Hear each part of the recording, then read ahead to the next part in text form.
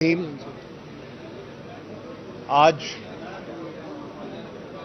Chief justice साहब ने बड़े साफ अल्फाज में एक दफा फिर ये उजागर किया कि आईन की पासदारी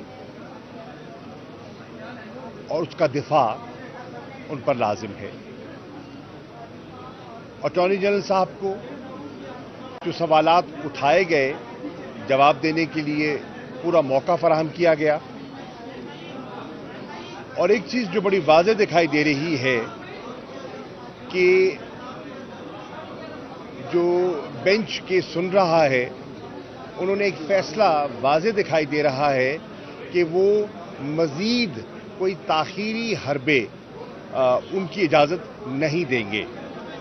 आपके सामने है कि उन्होंने अटॉर्नी जनरल साहब ने फुल कोर्ट की बात भी की, जिस पर उन्हें एक वाज़ेह मौक़िफ़ अपना पेश कर दिया। कानून और रूल्स को हवाला देते हुए कि ये बेंच है और यही बेंच इस केस को सुनेगा और फैसला देगा।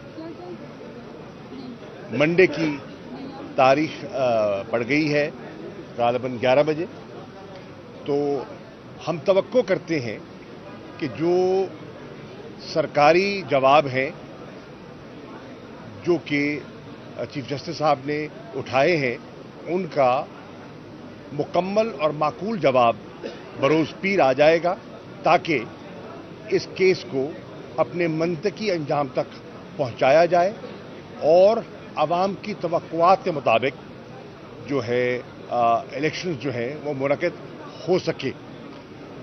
जहाँ तक हमारी जमात का ताल्लुक है, हम आइन के साथ खड़े हैं। हम अदलिया के इस दो टोक मौक़िफ़ कि आइन की अहमियत सब चीज़ पर फ़ौक़ियत रखती है, हम उस नुक्ते पर खड़े हैं और इंशाअल्लाह हम पूरा और हमारी वकीला बिरादरी का बहुत बड़ा एक जो हिस्सा है वो इंशाअल्लाह चीफ जस्टिस साहब के साथ और आला अदलिया के साथ शाना बशाना खड़ा दिखाई देगा। शुक्रिया।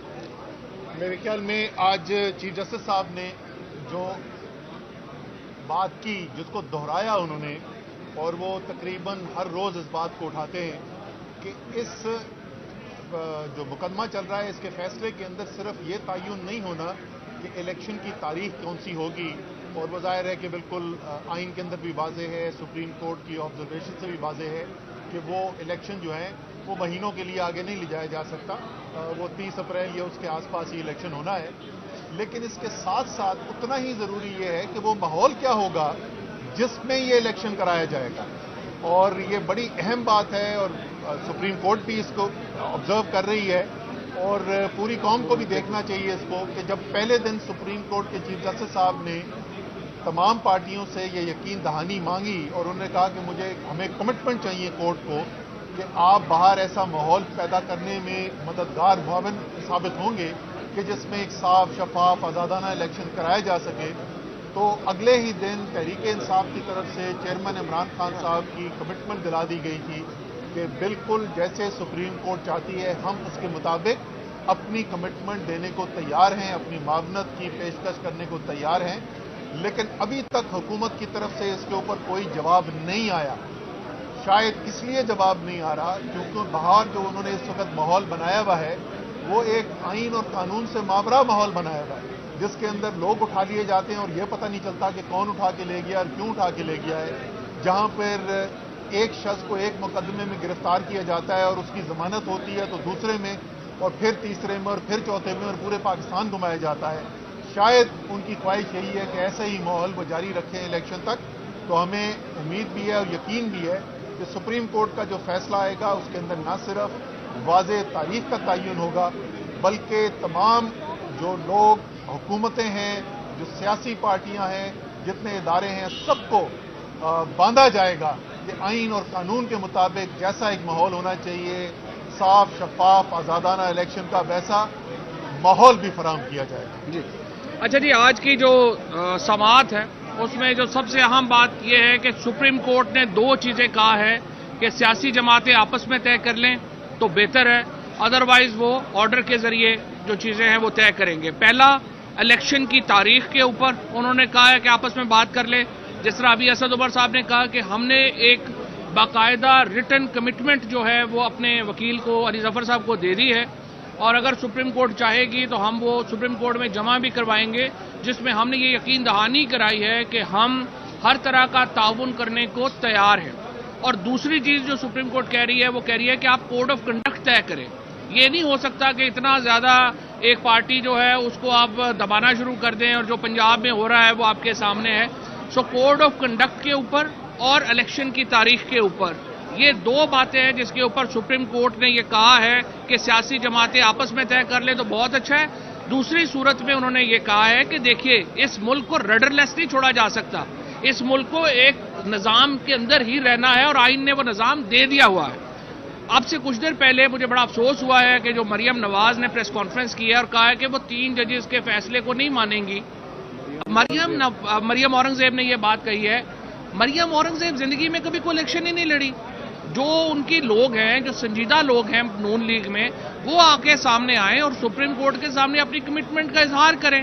دیکھیں الیکشنز کے اوپر جو آج جس طرح سے اٹارنی جنرل نے اور اس سے پہلے الیکشن کمیشن نے کہا ہمارے پاس 21 ارب روپے بھی نہیں ہے دینے کو, ہمارے پاس 30,000 لوگ بھی نہیں ہیں سیکورٹی میں دینے کے لیے, پاکستان جو ہے وہ ہم لٹ گئے, مر گئے, برباد ہو گئے.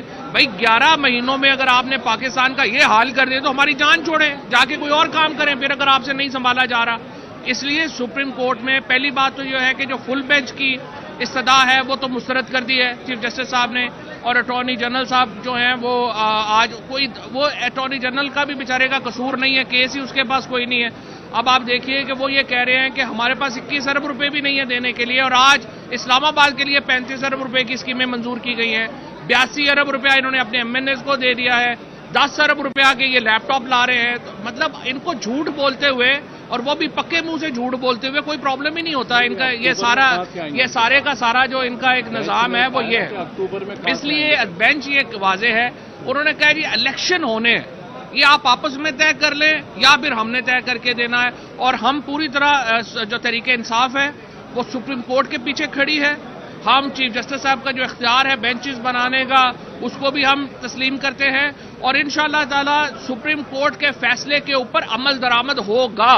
کسی کی جرت نہیں ہے سپریم کورٹ کے فیصلے کے اوپر عمل نہ کرے. پوری قوم اس وقت سپریم کورٹ کے پیچھے کھڑی ہے, سارے وکلا سپریم کورٹ کے پیچھے کھڑے ہیں, اور انشاءاللہ یہ اگر اس پہ کوئی ہینکی پھینکی کرے گا وہ پھر گھر ہی جائے گا. Thank you.